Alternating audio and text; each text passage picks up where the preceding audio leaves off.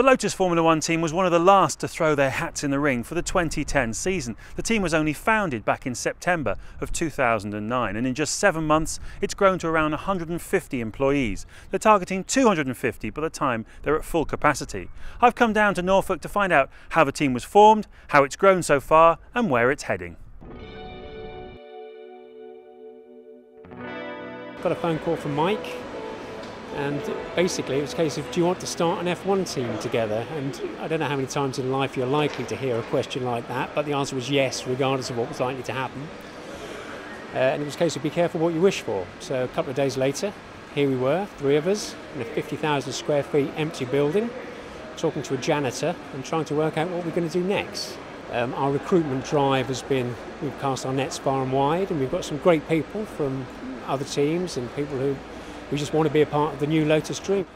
Well, I think we were probably up to about 85, 90 just before we flew away. So we had to recruit the race team first to get to 45 people because you don't want to be anyone missing in a pit stop. And I think we're up to about 140 now, I think. So it is basically doubled since we went to the first race. Exactly the same as any other race team, but just slightly smaller is where we are at the moment.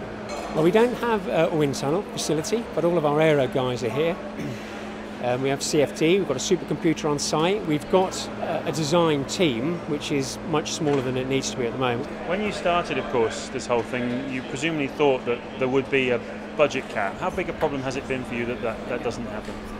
The trick is to use every penny we've got, whether it's £10 or £50 million, in the best possible way to get performance on track. Let's talk a little bit about the link with Lotus, because obviously out in the lobby you've got a rotating display of classic Lotus cars, you've got a showcase with also linking you with the original Lotus team. How real are those links?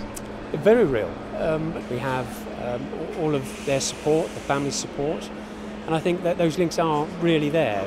And what about the links with the car company? Actually, Team Lotus is slightly separate. People just assume that we're the same entity. Different entities, but still part of the same family, is quite a special thing to enjoy. Because obviously getting 2 experienced drivers is a big boost to you.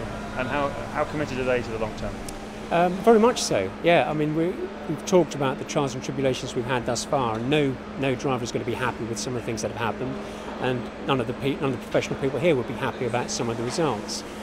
But I think they're in it for the long haul. They're very positive, they're good feedback. What's the target for this team? I mean, what do you say to yourselves internally? Well, we'd like to get some points this year, and I think we'll be winning races in 3 years. That's my gut feeling, depending on how the development goes and how the investment goes. But it's a very ambitious team as well as a small one.